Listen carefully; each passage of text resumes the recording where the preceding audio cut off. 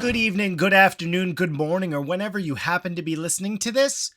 Welcome to the Film Realist Podcast, the film and TV podcast from a complete nobody that is hopefully for somebody. I am the host of the show, Kyle Naranya. This is episode 81, I believe. I probably should know that. Regardless, welcome. This week's episode is going to be a little bit different because there hasn't been a major release that I wanted to cover. So instead, what I'm going to do is cover things that are completely incomplete, at least from my viewing experience, where, as previously announced, I will be covering the first episode in part 2 of season 2 of Invincible, and then I'm going to give general impressions on about half of the Gentleman spinoff TV series on Netflix. There's going to be spoilers for both, so don't worry, there'll be breaks and time codes will be listed in the description. So I'm going to talk about those things, and then of course, if you responded to the question of the week, you can hear that at the end of the show, as well as what will be coming up next week. So let's jump into The Gentleman, and then I will give my thoughts on Invincible Season 2, Part 2. Allow me to introduce myself. I used to be in business with your father. I have certain interests I need to discuss with you. Now what happens down there? Given the age of this podcast, I haven't had the opportunity to express my love of the film that did inspire the show The Gentleman. Now, I absolutely love this film. I'm a huge Guy Ritchie fan, and my curiosity with this film was more so about a spin-off TV show that expanded the world. I'd been saying for a long time amongst my friend Chris, who of course has been on the podcast, that Coach, played by Colin Farrell, would be a phenomenal miniseries to tell as a supporting character amongst the world that we see. One of the elements that Guy Ritchie is best known for is establishing that gangster underbelly that, particularly in London, we're used to seeing. Now, that is not what this show is. As I mentioned in the intro, this is full spoilers. I haven't finished the show. It's been quite a busy week for myself. It's been March break. And so both my kids were off from school, so I've only had a chance to get through all 4 of the episodes, so about half of the show. But I did look this up, and it's not in spoiler territory. I want to talk my reaction, which I feel is genuinely mixed, which is, I think, similar to the actual film, Guy Ritchie and Matthew Reed do a phenomenal job of establishing what makes these worlds unique and interesting by filling it with compelling characters, people you want to root for, and then people you absolutely despise. And The Gentleman on Netflix absolutely does that. Theo James is an actor I'm not super familiar with, but I really enjoy what he brings to this lead, this character who starts off quite noble, but because of the noble endeavor he wants to accomplish, that he gets slowly pulled into the dark underbelly of what's going on amongst him. That being the estate he inherits from his dead father is, this is the interesting part. It is a grow-up for marijuana in the United Kingdom, but that is the setup that is exactly the same as the film. While you would expect it to be somehow connected to Matthew McConaughey, who of course was the lead of the film, it's not. We're given a different crime family. This is the Glasses, not glasses you wear, Glass apostrophe S, I guess, or Glass ES, doesn't matter. And so we get the daughter, Susie Glass, who's running it for her father, Bobby Glass, who's currently in prison. On the whole, I think the show does a really great job of establishing that same world and place you want to be enamored with. Each episode is quite similar in structure, which is something that I enjoy most out of Guy Ritchie films, while only being in an hour, is that your unease continually is amplified throughout the episode, and you don't know what is going to be the resolution, while at the same time adding building blocks to ultimately what is the biggest conflict, which is that Eddie wants the grow-up to be off his property and somewhere else, so that way they're no longer involved with this shady marijuana business. And you have obviously a significant amount of other players who are more interested in getting in on the pot game in the United Kingdom because it is a moneymaker, as you would have seen in the previous film. Now, the cast is filled with notable stars, as well as Vinnie Jones, Giancarlo Esposito, Ray Winston, and then a supporting cast of people who've been working for quite a while, but probably wouldn't be recognizable as big names. That ultimately is my biggest issue, not with the actual cast, but the fact that the setup for this show so easily could be connected to the film. Now, we know that, I have to look up their character names, it's been a while, that Mickey and the Pearsons are the people running the organization in the film. And I to some degree understand the pivot to the glasses, but what I'm curious about is if this truly was a spin-off, would it have been possible to somehow connect the plot to here's my picture for what this could have been without getting to the conclusion. I know that I'm going to finish the episode and I'll give my overall thoughts on episodes 5 through 8 on another episode. But what if the Pearsons had actually sold off their marijuana company, for lack of a better description, to the glasses, and as a result, in recently taking over, all of these problems seem to compound, given how obviously we know that the difficulties that Pearson went through in the film. That way we are still playing in the same playground. This feels like a new playground with similar elements, but none of the things you're familiar with outside of the setup. Now, obviously, I understand that you're not going to get the exact same cast you were from the other, or from the film that inspired the television series, but the lack of connections outside of the title and how the pot is grown in the UK, the film the show is very well executed, but I think in having more succinct connections, it wouldn't, I feel my investment in the show, and I know this is coming from a completely personal and biased perspective, but that's what you're here for, so I'm providing it, where I think it would have been much more interesting, and the tension, even while being executed quite well in the television series, would have felt as even more stressful, where we had seen what Mickey had gone through in just trying to sell it. You can take that away in the spin-off series. The glasses have taken over. They're trying to keep the ship stable from whatever happened. You could have even potentially killed Mickey off, and then something went down completely on the other side, and you may have had a better chance of getting Michelle Dockery, but perhaps in the television series. But overall, from the first 4, I really did enjoy it. It's just it being called something that is the name of something else, which is ironic given how we've had that before.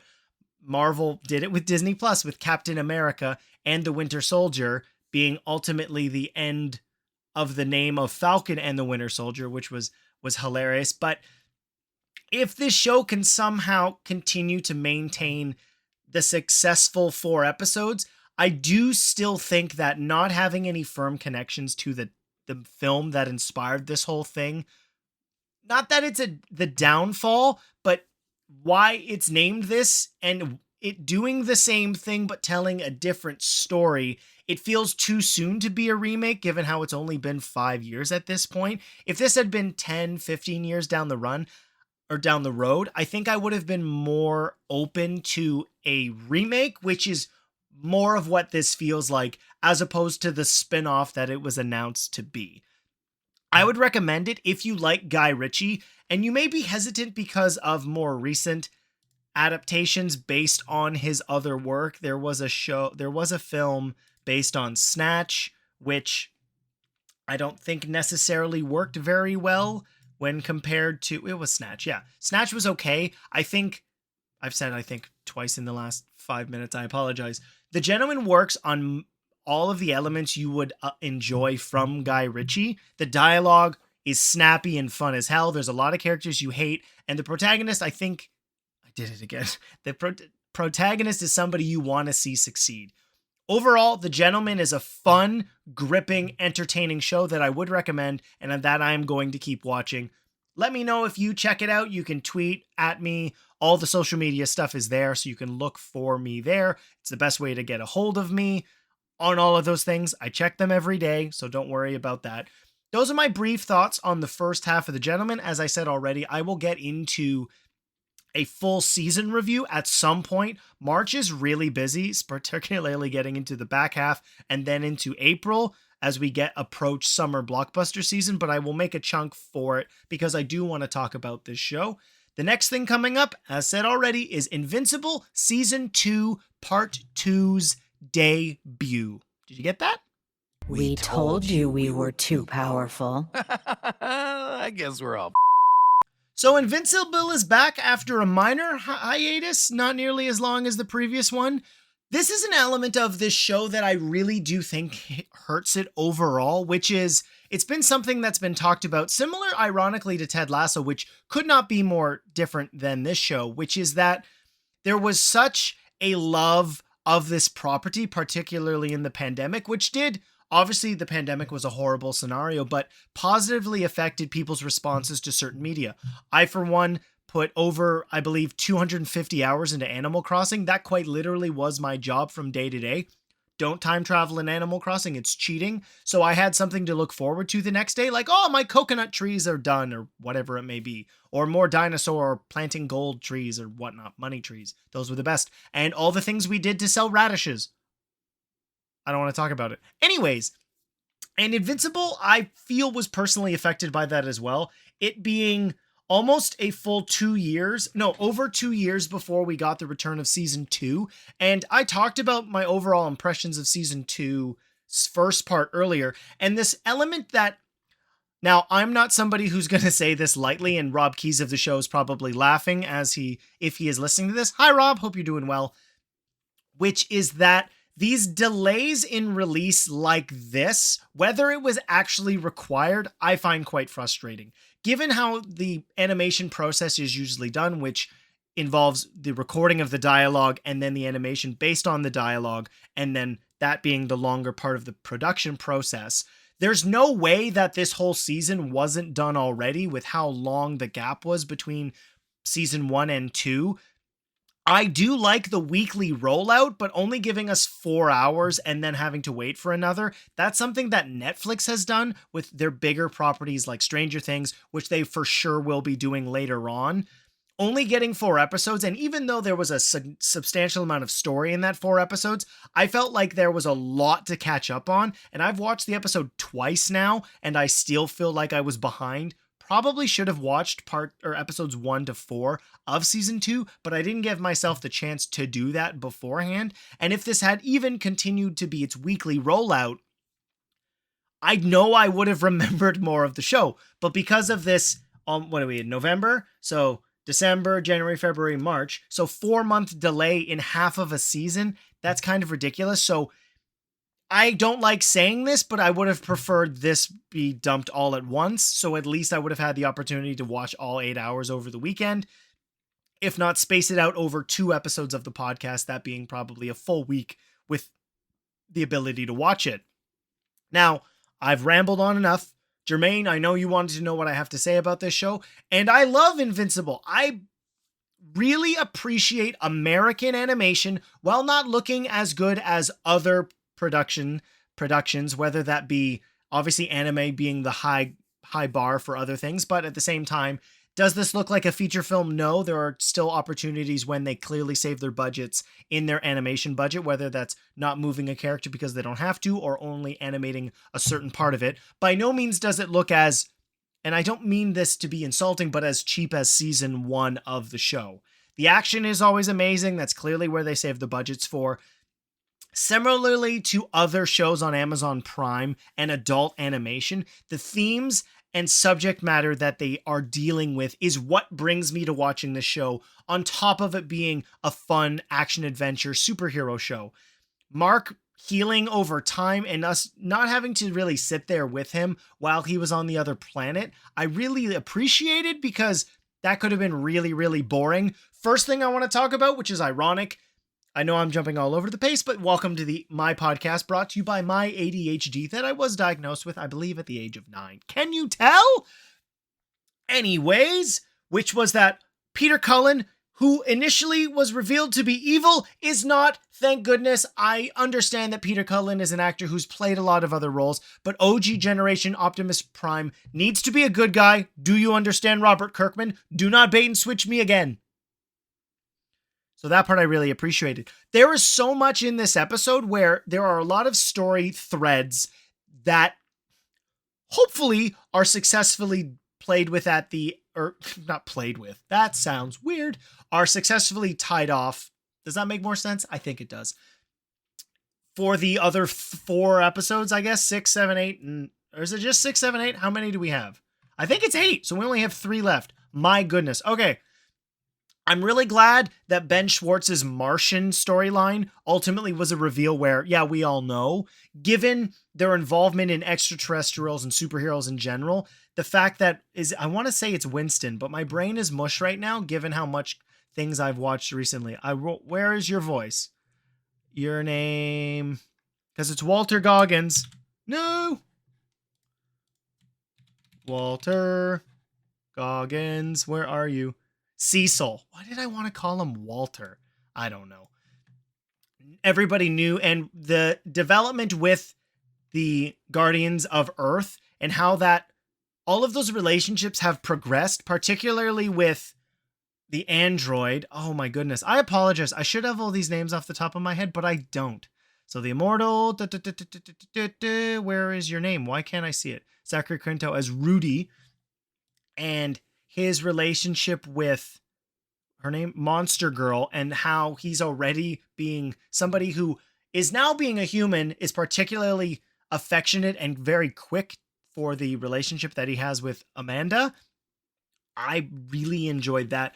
A lot of these relationships that these characters have are much more dynamic and mature, and the depth to which they are starting to build off of is not something you see in a lot of other versions of superheroes. There's been this conversation about superhero fatigue. While I don't disagree that in terms of financial investment from the consumer, you could argue that's the case.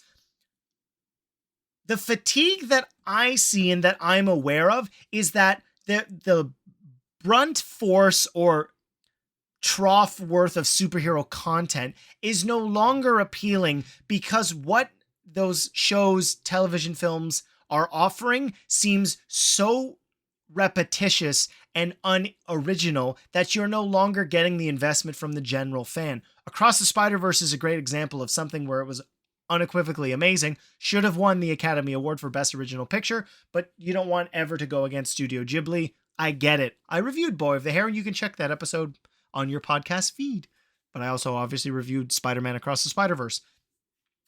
And in providing a mature avenue for this kind of storytelling with the superhero wrapper over top of it, allows the opportunity to tell more impactful stories with real dynamic human relationships or adult relationships. And getting to even see somebody like Rex and his maturity level, particularly with how he's going to respond to what happens at the end of this, which is where we get the League of Lizard People. Yeah, Lizard League.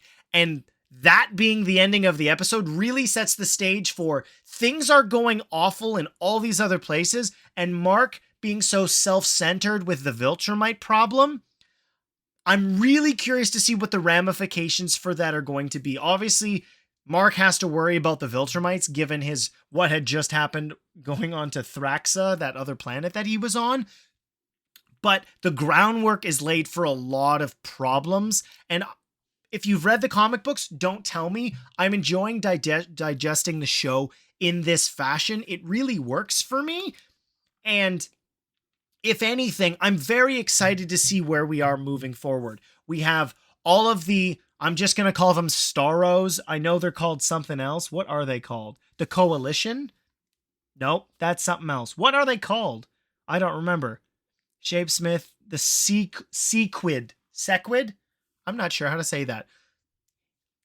Invisible's version of Starros are now heading towards Earth. So we've got that problem. We've got the Viltrumite problem. We've got Sterling K. Brown is essentially going to be the leader in Invincible. And then we have King Lizard and the Lizard League and the ramifications of killing all of the Guardians. So there's a lot of balls in the air, and I hope we manage to juggle them on.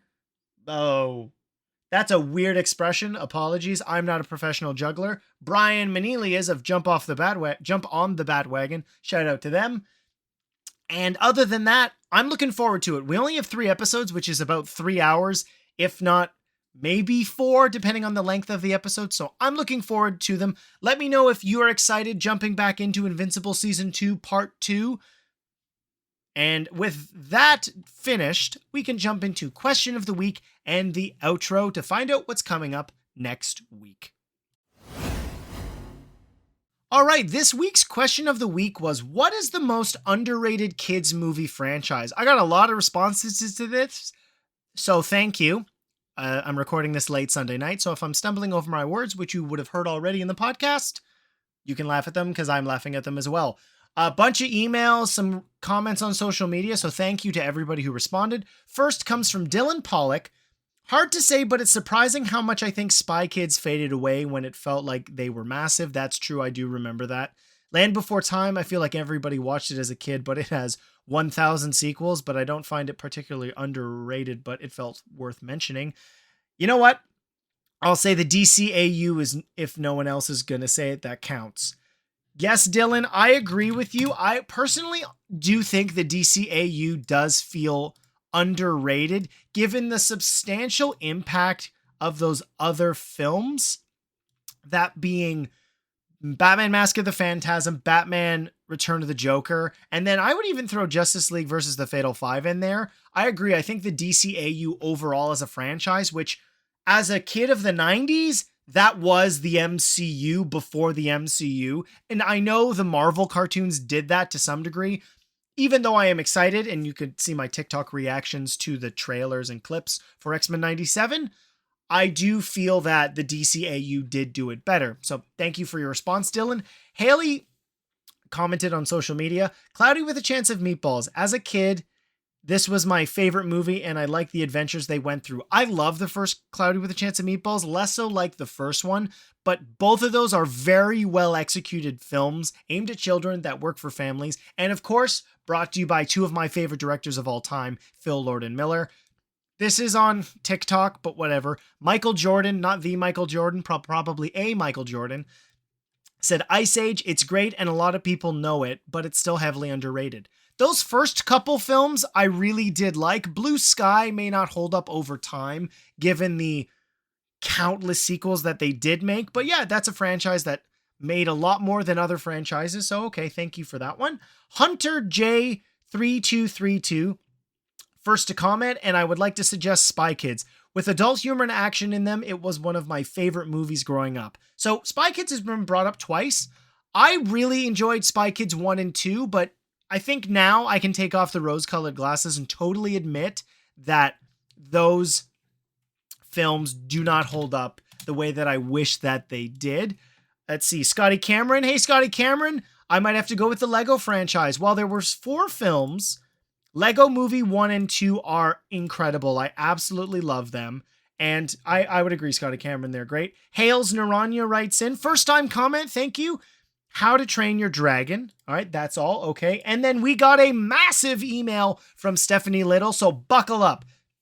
Here's why I think it's not overrated, but accurately or even underrated. Okay. All children's movies franchise have some key elements of growing up, and I think this franchise does it in a way that uses How to Train Your Dragon, that uses mythical creatures, dragons, mixed in with a bit of real Norse elements. I'm going to have to zoom in on this because the font is tiny and apparently I'm getting old. In the first movie, we see Hiccup as this awkward teenager who is struggling with his father's expectations. His father happens to be the chief of their dragon-slaying village. Befriending this supposedly dead dragon helps Hiccup discover that he doesn't need to meet others' expectations and start to accept some self-confidence. By the end of the movie, we also see the family trope in the dragon trainees, as well as some inclusion of disabilities. That is true. That is something that I don't think enough people talk about. Thanks, Stephanie, for bringing it up, which is that Hiccup he's an amputee. He is missing a leg. And moving forward for the other 2 films in that, he functions as the lead of a movie franchise. And that's really true. Thank you for bringing that up. The second movie sees Hiccup more comfortable in his own skin, but still fighting against his father's village's expectations. Yes, there's the common trope of losing a parent and the complicated family relationships, accepting responsibilities, etc. But again, these tropes, and more importantly, how well they are executed, are what make these franchises successful. And I think seeing Hiccup deal with the loss of a parent to his best friend, who is technically under hypnosis, and still fighting to do the right thing is such a powerful story. And at the end, we see him happily accepting the responsibilities that he originally shied away from. We just see a lot of character growth, okay? And the final film, I will admit, is a bit of a lackluster, but I think the important storyline here was that there will always be a power-hungry villain, one of many they've met now, that will endanger dragons and the peaceful dragon rider way of life in the revolving world. And I think the ending where we see Hiccup having made his own path, not necessarily what he wanted from the very start, but not exactly what his father wanted either, is more realistic. It's an adapted path that was a mix of his own hopes for exploration with his father's expectation for him to become the chief. We also have kind of a bittersweet ending knowing the dragons remain in their hidden world, in quotes, because the human world still isn't safe for their return. Throughout the trilogy, we all see common coming-of-age themes, but I think How to Train Your Dragon is particularly successful because it uses less currently popular Norse themes and mythological creatures like dragons to accomplish these tropes. Sorry for the essay, the last paragraph. LOL. Looking forward to the next episode, Steph. Thank you so much for your responses, everybody. Obviously, Steph shared a substantial amount in that email, but I really appreciate the investment in the franchise, and that was a great answer. There are so many kids' films that manage to tell such meaningful stories while using elements that provide an opportunity for them to be more relatable to children. Everybody's examples that they provided there are phenomenal ones. To some degree, I would agree more or less with others. I don't think I really have an answer for this. If I had to give one, it would be Toy Story, which is ironic because I know, Jermaine Jones, you did say Toy Story. Well, no, not in terms of underratedness. Well, no, honestly, I do feel that way. A lot of people talk about how good Toy Story 1, 2, and 3 are. What is underrated about those films, Jermaine wrote in with this, but you didn't give the explanation, Jermaine, so I'm going to give it, is that is a franchise where all 4 films are phenomenal, where I agree that there is no dud in the 4 of them. That's really difficult to do when you have a 5th film already announced, however, but regardless, it feels like those films, given the length of a release, is sort of forgotten, which ultimately I would say affects its ratedness. If that's not an acceptable answer, I would probably go with, do I have anything over here? Movies? I don't think so. No, there's a lot of really great films for kids. So yes. So if you're curious, next week's question is one I'm curious because it'll give a little backstory to the listener base, and you'll hear mine as well, which is, what was the first comic book and or graphic novel that you read? I'm looking forward to your answers. You can comment on the social media posts for the podcast, or you can email in filmreelistspod@gmail.com. That's where the lengthy answers were as well. So that's the question of the week. Next week on the podcast, I will be reviewing the debut of X-Men 97 and Ghostbusters Frozen Empire. I'm Kyle Naranya. Thank you so much for listening to the podcast. If you enjoyed it, please share it with your film-loving friends, as well as giving it a review on your podcasting platform.